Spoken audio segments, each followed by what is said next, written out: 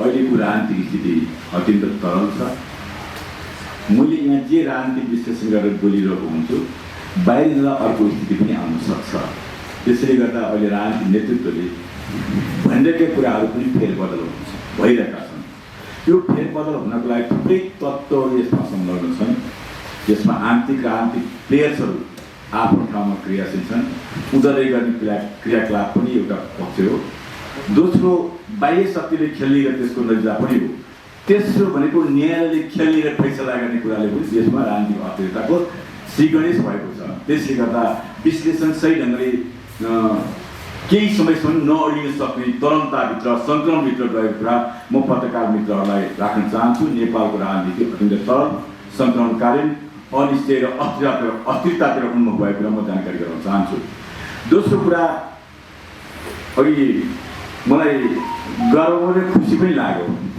आज नेकपा एमाले नेता केपी ओलीसँग सिङ्गो नेपालको गठबन्धनमा लागेका, मैले त मेरो भाषामा दक्षिणपन्थी गठबन्धनमा लागेका व्यक्तिहरू केपी ओली मुक्त देशको कल्पना गरिरहेका छन् र कति आतंकित भएको नेकपा एमालेसँग र कति व्यक्तिसँग कति आतंकित भएको त्यो पराजित मानसिकतालाई हामी यो मुलुकमा फेरि केपी ओली युक्त मुलुकको बनाउँछौँ र नेतृत्व गर्ने कुरामा हामी दृढ सङ्कल्प साथ नेकपा एमाले अगाडि बढेको कुरा म आग्रह गर्न चाहन्छु।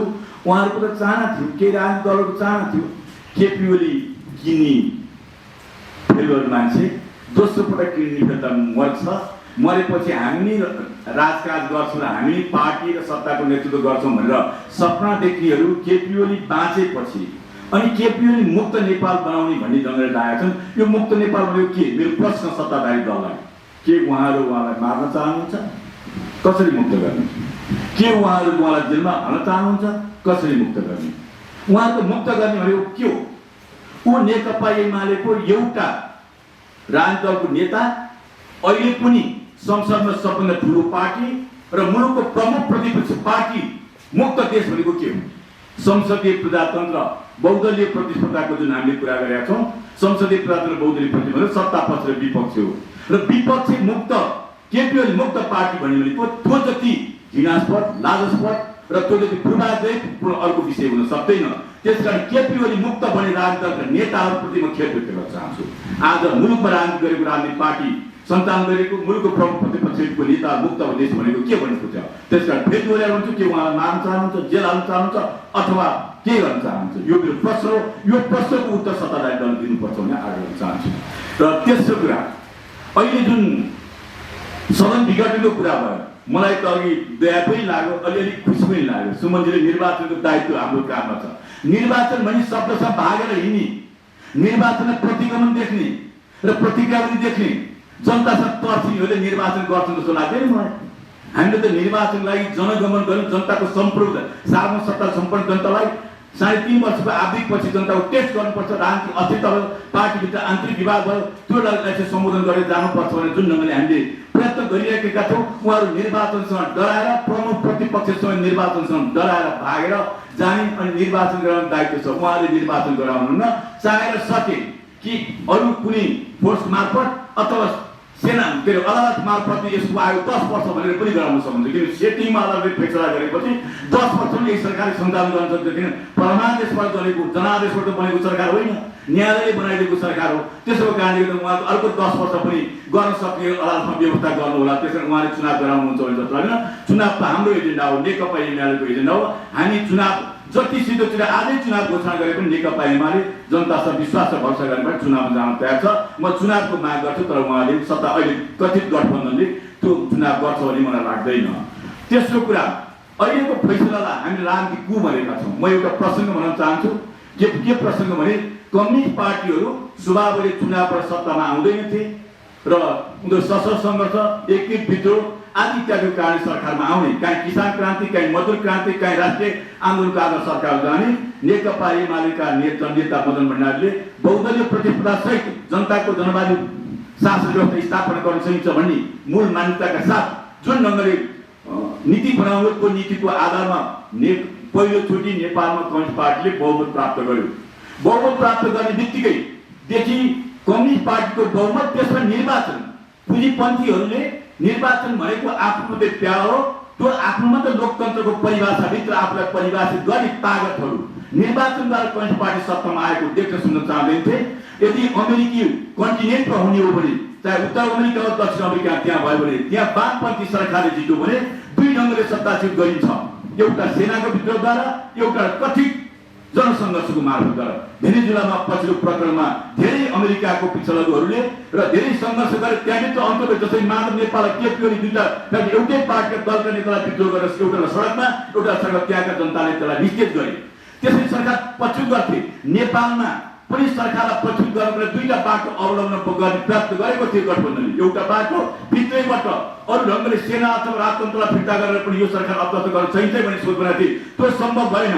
सडकमा जनविद्रोह गराउन सकिन्छ भनेर अभ्यास गरे, जनविद्रोह त होइन, केपी ओलीको समर्थनमा व्यापक जनताको समर्थन प्राप्त भइसकेपछि प्रतिक्रियावादीहरूले अर्को षड्यन्त्र गरे। प्रतिक्रियावादी भनेको वित्तीय एकाधिकार पुँजीवादहरू र एन्टी कम्युनिस्टहरू, एन्टी मार्क्सवादीहरू, साम्राज्यवाद र क्षेत्रीय प्रभुत्ववादका पक्षपोषकहरूले कम्तीमा न्यायालयलाई प्रयोग गरे। जुन ढङ्गले यो सैनिक पुगेर छ संविधानको भावना स्पिरिटमाथि बलात्कार गर्छन्, मुलुकलाई निर्दलीयतिर लिएर जाने प्रयास गरेका छन्। किनभने यो एउटा कम्युनिस्ट पार्टीको सत्ता उठाउन गरेको खेल हो। त्यसकारण अहिले डिजाइन परिवर्तनको जुन केपी ओली अथवा शेरबहादुरको आमुनी सामुनीको कुरा होइन, हामीले डिजाइन परिवर्तन गर्ने जुन शासकीय व्यवस्था परिवर्तन गर्ने जुन प्रयत्न गर्थ्यौँ त्यसको काउन्टरमा प्रतिक्रिया पुँजीपन्थीहरूले साम्राज्यवादी एन्टी कम्युनिस्ट गरेको यो षड्यन्त्रमूलक सत्ता च्युत हो।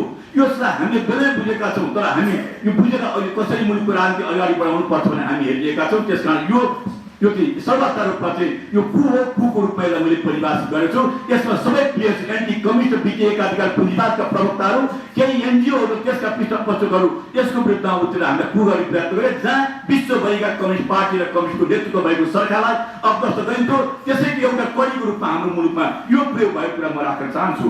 तेस्रो कुरो, अहिले पार्टीभित्र देखेको अन्तर्गतको सन्दर्भमा अघि ऋषिले भन्नुभयो माधव नेपाललाई के गरिन्छ।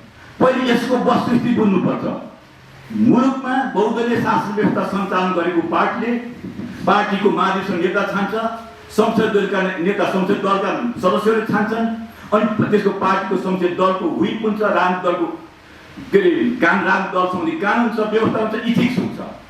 त्यो इथिक्सको विरुद्ध जसले जिन्दगीभरि नेकपा एमाले नेपाली काङ्ग्रेस प्रतिस्पर्धा गरेको छ, हाम्रो दस्तावेजमा पनि अहिले प्रतिस्पर्धी पार्टी नेकपा नेपाली काङ्ग्रेस हो भनेर टिटान गरिएको छ। हराउनु पर्ने पार्टी नेपाली काङ्ग्रेस भनेर भनिएको छ। दस्तावेजको 9 महाधिवेशनको दस्तावेज त्यही टिटान गरिएको छ। त्यो दस्तावेज परिवर्तन भएको छैन। त्यो परिवर्तन नभएको अवस्थामा जो कम्युनिस्ट पार्टीको सरकार ढाल्नको लागि दक्षिणपन्थी गठबन्धनमा शेरबहादुर देउपाको नेतृत्वमा भोट हाल्नु भनेको कम्युनिस्ट आचरणबाट, कम्युनिस्ट सिद्धान्तबाट, कम्युनिस्ट सोचबाट त्यो सरासरी त्यो कम्युनिस्ट आन्दोलन पार्टीप्रति र देशप्रति र संसद राजनीतिप्रति गरेको धोका हो, गद्दारी हो। त्यसकारण यो आन्तरिक अन्तर्विरोध होइन, बाह्य अन्तर्विरोध रूपमा मानव नेपालले भूमिका खेल्नु भएको छ। त्यसो हुँदाहुँदै पनि गल्तीलाई स्वीकार गरेर अगाडि आएर पार्टीले एकताबद्ध ढङ्गले अगाडि बढ्न सकिन्छ भनेर हामीले सारा प्रयत्न गरेका छौँ। उहाँको 6 बुँदे माग राख्यौँ, त्यसलाई पुरा गऱ्यौँ। 10 बुँदे माग नयाँ ढङ्गले त्यसलाई पुरा गऱ्यौँ।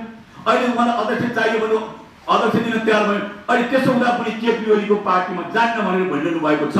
त्यसले मैले अघिल्लो पटक गरेको सङ्ख्या जुन वित्तीय एकाधिकार पुँजीवाद र एन्टी कम्युनिस्टसँग मिलेर जुन कम्युनिस्ट सत्ता पल्टाउनलाई जुन भूमिका खेल्नुभएको छ, त्यो भूमिका खेलेको कुरामा हामीले सङ्ख्या मुक्त थियौँ।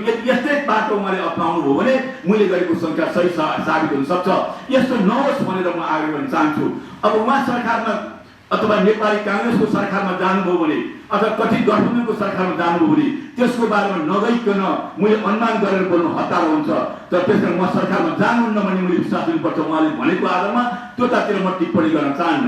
अब तपाईँले मलाई प्रश्न गर्न सक्नुहुन्छ किन केपी ओलीलाई यो सारा एकाधिकार पुँजीवादका पक्षपोषकहरू साम्राज्यवाद र एन्टी कम्युनिस्ट लागे। म 3वटा कारण यहाँबाट अगाडि राख्न चाहन्छु। नेपालको सुगौली सन्धिदेखि यता नेपालको एकीकरणको अभियानमा सुगौली सन्धिले नेपालको भूमि र विस्तारलाई सङ्कुचन गराइदियो।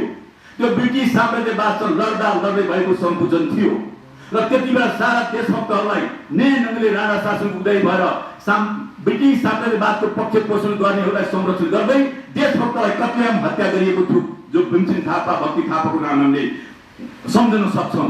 त्यसपछि त्यही ब्रिटिसहरूको विरासतभित्र 2007 सालको क्रान्तिको बेलामा राजा त्रिभुवन भारत गएर भारतको प्रत्यक्ष अपनत्वभित्र हिजो ब्रिटिस शासक र साम्राज्यवादीको अपनत्व भारतले लियो। 1950 को सन्धि मार्फत ब्रिटिस साम्राज्यवादको नेपालप्रतिको अपनत्व भारतलाई हस्तान्तरण गरेका 1950 को सन्धिले गरेको छ।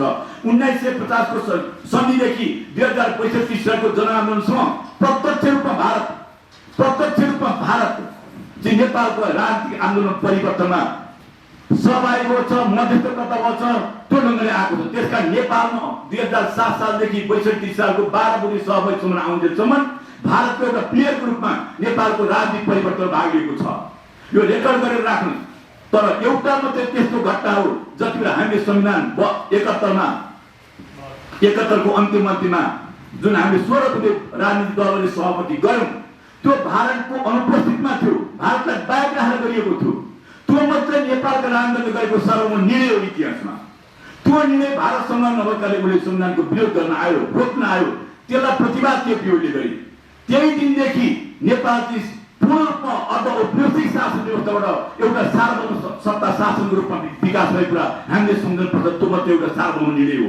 त्योभन्दा पछि नाकाबन्दीको प्रतिवाद, त्यसपछि सूचनाको प्रकाशन र चीनसँग व्यापार पालन सन्धि, यी चीजहरू एउटा छोटो अवधिमा 72 देखि 77 सालको छोटो अवधिमा एउटा नेपाली देशभक्त कसैले पनि गर्न सकेको काम गरेको थियो र भारतले त आफूलाई भनेको थियो नेपालको सार्वभौमत्वमाथि केपीले हस्तक्षेप गरे भनेको थियो। त्यही हस्तक्षेपकारीहरूलाई सत्तामा बस्न दिन चाहँदैनथे। प्रत्यक्ष अप्रत्यक्ष त्यही पनि भूमिका छ।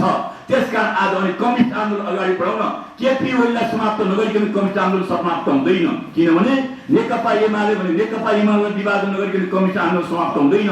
नेकपा एमाले अहिले पार्टी मात्र होइन, नेपाली जनताको संस्कृति हो।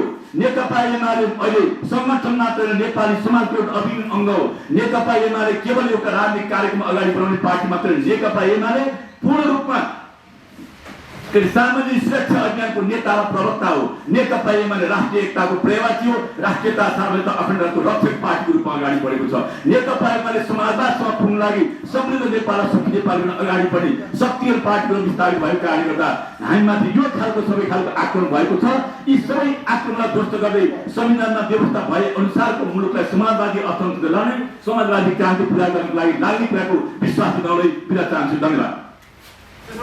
तर उहाँहरूको गन्तव्य एकताभन्दा पनि दक्षिणपन्थी गठबन्धन एन्टी कम्युनिस्ट केपीओली मुक्त देश बनाउनु गरी एन्टी कम्युनिस्ट गठबन्धन बनाएर मुलुकको राष्ट्रियता र अखण्डता सौदाबाजी गर्ने काम गरेको छ। त्यो कामको उहाँहरूको नतिजा हेरेर त्यसपछि सुचारू रूपमा दलीय व्यवस्था राजनीतिक दल ऐन पार्टीको अनुशासनदेखि बाहिर गयो भनेदेखि त्यसमा सुचारू रूपमा हिजो वामदेव गौतमलाई 54 सालमा माधव नेपालले जे गरेका थिए अहिले पनि त्यही दोहोरिने कुरा म राख्न चाहन्छु। धन्यवाद। रामकुमारी झाँक्रीजीले अब अध्यक्षजीले राजीनामा दिनुपर्छ त मात्र हामीले समाधान हुन्छ भन्नुभएको छ। तपाईँहरू तयार हुनुहुन्छ? अहिले रामकुमारजीले के भन्नु मलाई थाहा छैन। केपी ओली अर्को महाधिवेशन नआएसम्म अर्को महाधिवेशनमा नेकपा एमाले कार्यकर्ता अविश्वास गरेछन् भने हट्नुहुन्छ। नत्र एउटा महाधिवेशन आएको पार्टी अध्यक्ष अर्को महाधिवेशनसम्म उही अध्यक्ष हुन्छ, उसैले महाधिवेशन कल गर्छ, अर्को पटक कार्यकर्ता अविश्वास गरे अर्को नेतृत्व आउँदैन, नत्र उहाँ नै हुनुहुन्छ। तपाईँलाई के लाग्छ माधव नेपाल पक्षले एकपछि अर्को अर्को थाप्दै गएको हुनाले गाह्रो भएको यो सम्बन्ध म कम्युनिस्ट पार्टी र नेकपाले एकीकृत भएको देख्न चाहनुहुन्न। जसरी अन्तर्राष्ट्रिय कम्युनिस्ट विरोधी तागतहरू देख्न चाहँदैनन्, नेकपा एमाले नफुटाइकन कम्युनिस्ट आन्दोलन सकिँदैन भन्ने कुरा हो। विश्वका कम्युनिस्ट विरोधी तागतलाई थाहा छ। त्यही तागतको भैया भएको हो कि भन्ने आशंका मलाई छ। सार्वजनिक गर्न सकिन्छ यदि कम्युनिस्ट विरोधी आन्दोलनमा सहभागी बनाउनको लागि उहाँहरूलाई सक्रिय बनाउनको लागि यो पक्ष लाग्यो भनेर त्यो पनि बिस्तारै आउँछ। हतारमा अर्को पटक रिपोर्ट स्कुलमा म बताउनेछु।